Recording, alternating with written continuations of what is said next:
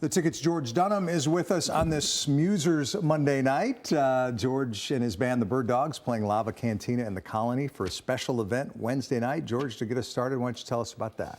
Okay, yeah, Wednesday night at Lava Cantina, 7 o'clock, and you can buy tables at lavacantina.com. And all the proceeds go to the LV Project. And Fox 4 has been so gracious to help out our friends at the LV. The Gage family unfortunately lost their son more than a decade ago to a drowning accident.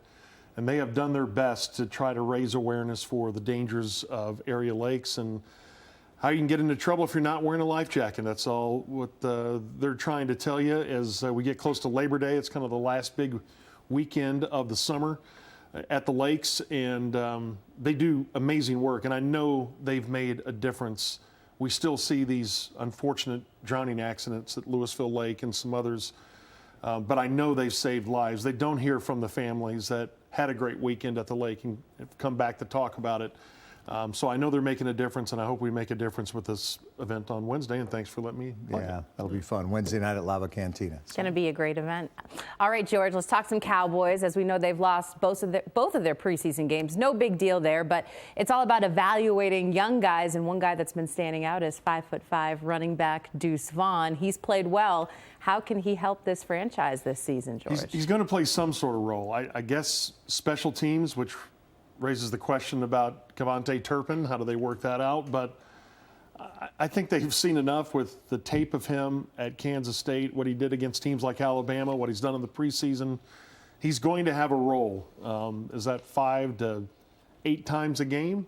I hope so, because I think he can give you 1 or 2 plays that can make a difference. I think he's fascinating.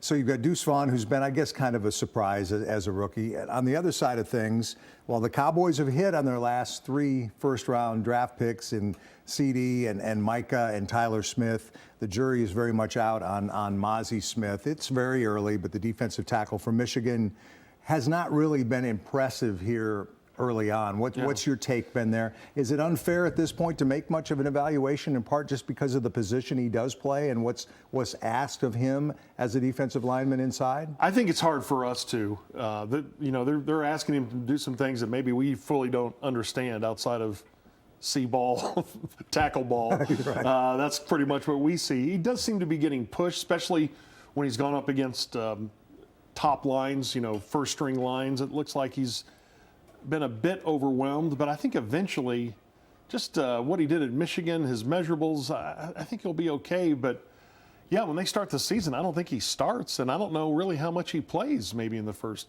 month of the season. George, we learned today, speaking of the preseason, that Aaron Rodgers is going to play Saturday for the Jets in an exhibition game. We're not expected to see Dak at all this preseason. Do you agree with that? Because there's some fans that say, man, I hate it that we don't get to see any of these starters. On the other hand, you see the injuries that can happen during the preseason, the Cowboys losing a pair of rookies that are done for the season. What's your take on that? I feel strongly both ways. I want to see him. What kind of talk show host are you? Terrible? No. I feel I see both sides of it, because the second somebody gets hurt, you're like, what are they doing? You regret Why was he it. in there? Yeah. And yet, I think the only way you get ready to play a football season is to play football, and that goes for the number 1 offensive line. I think that goes for Dak. I think that goes to this receiver group. You can only do so much in practice. And then these guys are just watching games with no pads on. They got their flop hats on.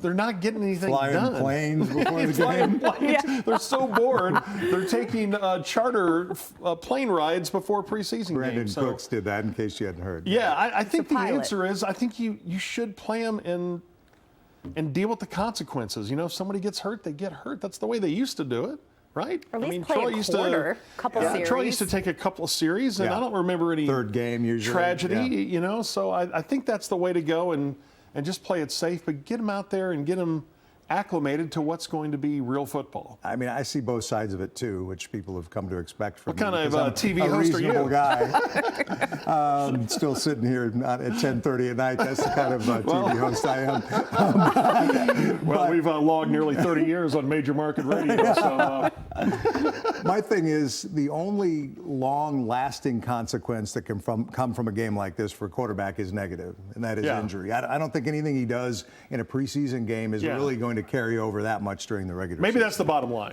Go ahead and protect him and make sure that, they're available. So I'm right. You think Dak will bounce back this year from a turnover standpoint? I do. I really do. And maybe I'm just, and I think we all are, it's just like we were all, you rooted for Dirk. You hoped for the best for Dirk just because of the kind of person he is. And I think we have that same feeling about Dak, and you just want him to succeed. And I think beyond what he is as a person, I really think he's a good quarterback. And last year, I can't explain some of the things that happened. I do think this new offense is going to help. I think Brandon Cooks will help. If Tyron Smith can play 15 or 16 games, I think that helps. And yeah, I think the possibility exists for him to have a bounce back year to where he's not leading the NFL in interceptions. Yeah, you also saw, the wide receivers during camp taking a lot of accountability, basically saying that they weren't on the same page. George, when it comes to Prescott, there's maybe a little bit of a comparison between he and Tony Romo. Are they basically the same kind of guy, 2-4 in the playoffs, 30 years old? He still has time to turn things around, even though he's considered the old man on the field by many of his teammates. Yeah, I think it's similar. I guess really the difference was, Romo was an undrafted free agent, maybe more of an unknown. We didn't see him play 1AA football, but we saw Dak play in the SEC. So maybe the expectation level was a little higher for Dak. But that's the way it is in every town, but it's certainly that way in this town. If you don't go to a Super Bowl, you're just, you're not one of the guys. Forgotten. You're not Roger. You're not Troy. I went through that with Danny White. It was very painful. And,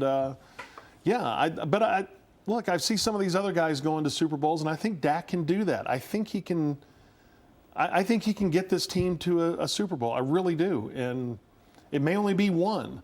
But that's great. I think we maybe minimize that. If a guy gets to a Super Bowl, we don't celebrate that enough.